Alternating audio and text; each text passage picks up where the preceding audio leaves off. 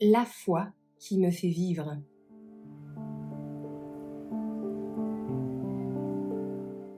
Deux mondes comparés, le 24 décembre.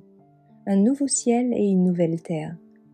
Mais comme il a écrit, l'œil n'a pas vu, l'oreille n'a pas entendu, et il n'est pas entré dans le cœur de l'homme les choses que Dieu a préparées pour ceux qui l'aiment. 1 Corinthiens 2, verset 9. La gloire du monde éternel s'est ouverte devant moi. Je veux vous dire que le paradis vaut la peine d'être gagné. Le but de votre vie devrait être de vous préparer à vous associer aux rachetés, aux saints, aux anges et à Jésus, le Rédempteur du monde. Si nous pouvions avoir une seule vue de la cité céleste, nous ne voudrions plus jamais habiter sur la terre. Il y a de beaux paysages sur la terre, et j'apprécie toutes ces perspectives de beauté dans la nature. Je les associe au Créateur. Mais je sais que si j'aime Dieu et que je garde ses commandements, un poids de gloire bien plus considérable et éternel m'est réservé dans le ciel.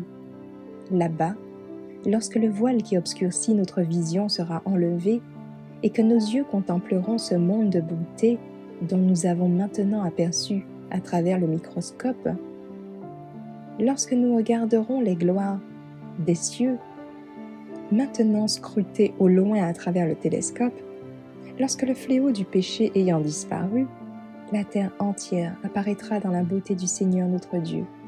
Quel champ sera ouvert à notre étude!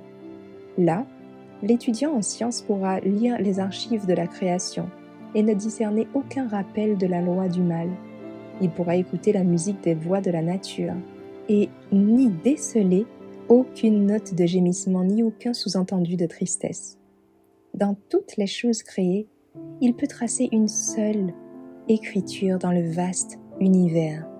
Il voit le nom de Dieu écrit en grand et pas un seul signe de malheur sur la terre, dans la mer ou dans le ciel.